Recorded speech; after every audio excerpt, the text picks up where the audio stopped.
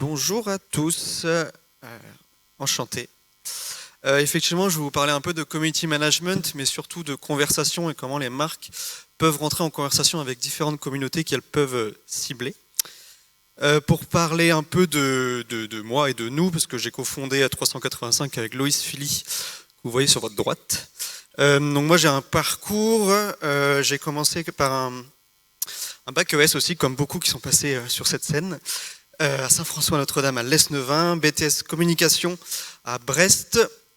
J'ai enchaîné par une licence marketing à Cardiff et un master en stratégie des marques à Subdepub, donc Bordeaux et Londres. Donc j'ai pas mal voyagé, c'était quand même plutôt sympa. Et le reste de mon parcours, je l'ai fait à Paris. En fait, j'ai fait pendant 8 ans le métier de consultant, notamment dans une agence qui s'appelle We Are Social.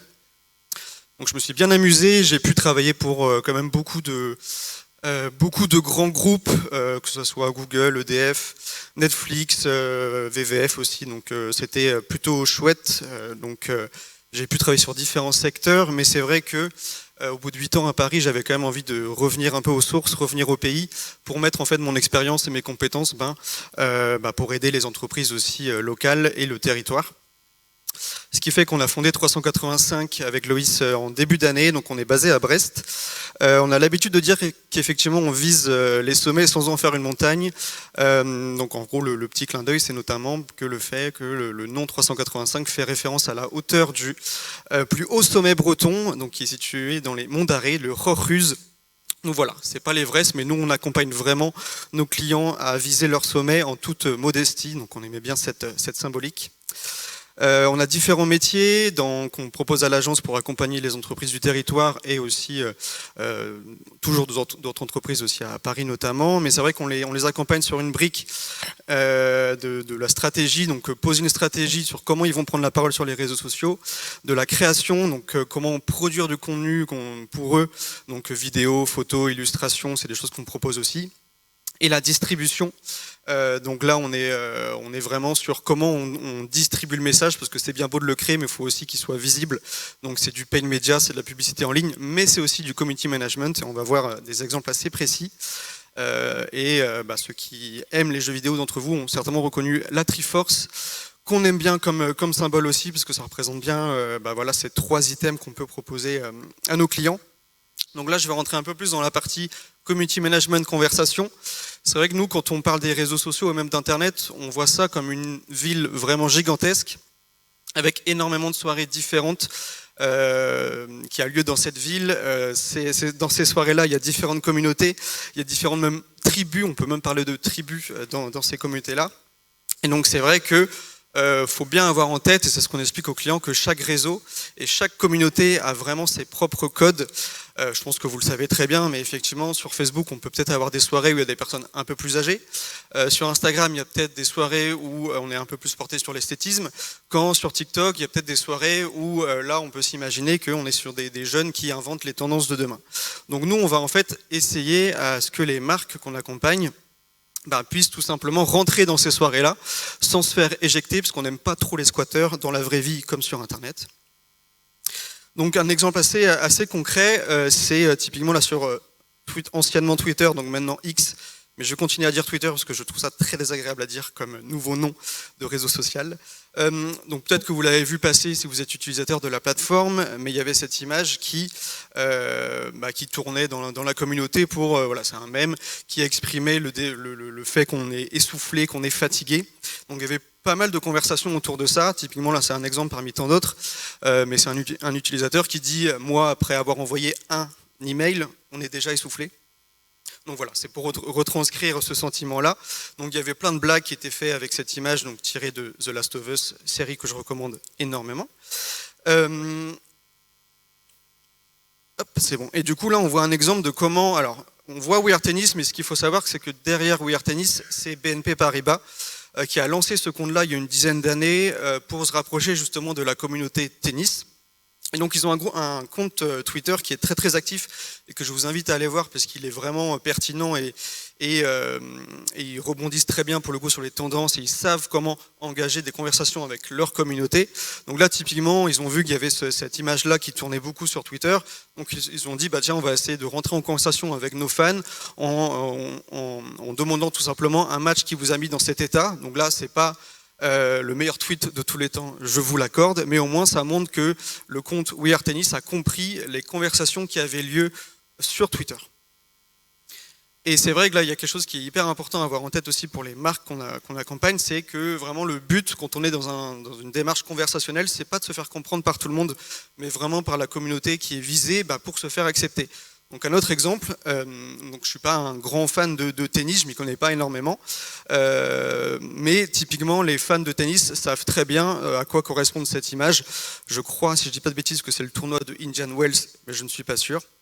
Et donc là, on voit We Are Tennis qui dit dans 3 jours, il y a quelque chose qui se passe. Et donc, si on est fan de tennis, directement, on sait de quoi ça parle. On a envie de s'engager davantage avec cette marque-là. Et si on passe à côté, on passe à côté. Et c'est pas grave. Et c'est parce que la marque vraiment, c'est pas très grave s'il y a des gens qui sont passés à côté, parce qu'ici, on veut s'adresser à des gens qui comprennent la référence. Un autre exemple que je trouve assez parlant, mais pour le coup je suis un peu moins fan, on va dire, c'est Danette qui, d'une manière je trouve un peu trop opportuniste, a voulu, ou veut d'ailleurs, rentrer en conversation avec les fans de K-pop. Donc K-pop, vraiment un courant musical qui est assez énorme, et il y a une énorme communauté aussi en France de fans de K-pop. Et donc là on voit que Danette, mais là il n'y a pas de vraie légitimité, c'est ça qui me dérange, mais en tout cas ils ont compris comment mine de rien rentrer en conversation, parce qu'ils vont utiliser les mêmes termes que cette communauté-là, donc que ce soit le terme slay, que ce soit mettre en avant du coup des figures de cette communauté-là, voilà, donc ils font vraiment comme s'ils étaient des énormes fans de K-pop. Ce qui est peut-être le cas, mais en fait, moi, j'ai un petit problème de légitimité par rapport à la marque. Donc, j'aurais du mal à recommander ça, en tout cas, à un client. Pardon. Donc, en fait, ce qui est vrai que ce qu'on va vraiment éviter à tout prix quand on prend en charge la communication pour un client, c'est de recevoir, on va dire, ces deux images en réponse. Donc l'image de gauche, c'est un mème qui tourne pas mal aussi, c'est quand une personne âgée essaye de se faire passer pour un jeune, donc ce qu'on appelle du jeunisme. Et ça, il y a presque rien de pire sur les réseaux sociaux, parce que ça se voit à des kilomètres et on n'est pas du tout crédible, donc on va essayer de mettre ça de côté. Et à droite, alors peut-être que vous l'avez vu passer aussi, mais c'est notamment dans les communautés anglophones, il y a ce mème qui sort souvent, qui s'appelle Silence Brand, donc tais-toi la marque, qui est vraiment une des pires choses qui peut arriver pour une marque, et qui est arrivé d'ailleurs à Axe pas plus tard que hier ou avant-hier. Je ne sais plus exactement quand j'ai fait ce screen. Mais là, en fait, on voit un exemple de Kenny Beats, qui est un producteur de hip-hop très légitime et très, très connu, très coté, qui annonce qu'il va faire une nouvelle saison de sa série sur YouTube, qui est très attendue par la communauté. Et là, Axe, donc c'est ce qu'on voit en bas à gauche, d'une manière totalement pour le coup opportuniste, dit tout simplement on va regarder. Sauf que là, il n'y a pas de partenariat, il n'y a aucune légitimité. Pourquoi Axe? Sa seule raison de le faire, c'est parce qu'ils veulent se rapprocher d'une communauté jeune et fan de hip-hop, très bien, sauf que ça tombe vraiment comme un cheveu sur la soupe. Donc voilà, c'est pas passé, et c'est tellement pas passé que du coup Kenny Beats, donc toujours ce producteur avec des milliers de followers, a repris cette image-là donc de Silence Bun pour dire franchement pas cool ce que vous faites, et en fait ça dessert énormément l'image de marque, parce qu'ils se sont pris en fait de la mauvaise manière. Après on peut se poser la question, mais en fait pourquoi les marques veulent faire ça? Tout simplement parce que quand c'est bien fait, et je vais essayer après de vous donner des tips de comment ça peut être bien fait, quand c'est bien fait, ça permet quand même de gagner vraiment en visibilité, en notoriété, sans avoir à dépenser en fait de l'argent pour faire de la publicité en ligne, parce que c'est des choses qu'on appelle de l'organique. Donc c'est fait organiquement, il n'y a pas besoin de dépenser un budget publicité, donc c'est quand même très intéressant pour les marques. Ça permet aussi, plus on est visible, de recruter de nouveaux abonnés, donc aussi pourquoi pas construire des ambassadeurs de marque. Et si c'est très bien fait, on gagne aussi en affinité. Donc les gens vont être de plus en plus en lien avec notre marque. Donc en fait, c'est vraiment, vraiment bénéfique. Donc c'est pour ça que beaucoup de marques s'y essayent. Donc on a vu Axe, on a vu Danette, mais effectivement, il faut bien le faire. Sinon, c'est un peu catastrophique. Donc il y a 4 règles qu'il faut vraiment intégrer, et je vais les passer rapidement, mais il faut vraiment, quand on a une marque, quand on est les personnes qui gèrent une marque, faut vraiment comprendre les codes de la plateforme. On a vu tout à l'heure qu'on parlait un peu qu'une plateforme, ça peut ressembler à une soirée. Bah ouais, on va pas rentrer dans une soirée déguisé si nous on n'est pas déguisé typiquement. Donc en fait, il faut vraiment comprendre les codes de la soirée, comprendre les codes de la plateforme. Il faut être légitime, il faut montrer que effectivement on a compris les sujets qui sont en train d'être discutés. Faut montrer que on a une part de cohérence dans le propos qui est abordé. Troisième règle, c'est vraiment d'être dans les temps. Donc en fait, si on rebondit sur une tendance une semaine trop tard, c'est beaucoup trop tard. Il faut vraiment faire le jour même ou le lendemain, sinon on fait plus partie de la communauté, parce qu'on rigole plus sur cette blague dans la soirée. Il faut passer à autre chose. Et offrir une solution, c'est vraiment, on peut mettre en avant sa marque que quand c'est vraiment pertinent. Et ça, on l'a mis dans une autre couleur, parce que c'est vrai que c'est un peu plus compliqué pour le coup à réaliser. Donc voilà, c'est que quand c'est vraiment légitime qu'on peut offrir une solution, mettre en avant ses produits ou sa marque. Je rentre dans des exemples très concrets de ces règles-là. C'est bon. On va voir comment Renault a pu rentrer en conversation avec la communauté ici du hip-hop, du rap, mais pour le coup d'une bonne manière. Alors attention les yeux, parce qu'aujourd'hui ça fait extrêmement cringe de voir ça, le MRC La Zone dit comme ça par une marque. Mais à l'époque, on est en 2019 et on a en fait des conversations de Jul qui est en train de diffuser son album dans des Twingo dans différentes villes de France. Donc en gros, la marque Renault était citée avec son produit Twingo. Donc de ce fait-là, ils étaient déjà un peu plus légitimes pour prendre la parole dessus. Donc tout simplement, ce qui s'est passé, c'est qu'ils ont fait un cote, ils ont retweeté le message en disant MRC La Zone. Donc voilà, aujourd'hui, c'est même un peu cringe de le dire, mais donc à l'époque, ça montre que Renault avait compris les codes de la communauté, notamment de Jul, et c'est vrai que ils ont fait dans les temps, parce que ça a été tweeté le jour même, et on voit que en termes de statistiques, il y a eu 12 000 retweets, il y a eu plus de 25 000 j'aime, donc ça fait vraiment de mémoire, je crois qu'il y a eu des centaines de milliers de vues, donc c'est plutôt, voilà, comme tout à l'heure je parlais d'économie d'argent, là pour le coup ça a été réalisé. Et surtout que on s'est rendu compte que la communauté a très bien réagi à ça, parce qu'encore une fois, ils ont bien fait les choses, et notamment Jul, qui a quand même demandé une Clio en retour, mais qui a remercié la marque. Donc ça, quand on est fan de Jul, fan de ce rapport-là, quand on voit qu'il remercie une marque, forcément, là, il y a de l'affinité qui se crée. Et dernier exemple, c'est Google aussi qui s'est rapproché de la communauté manga.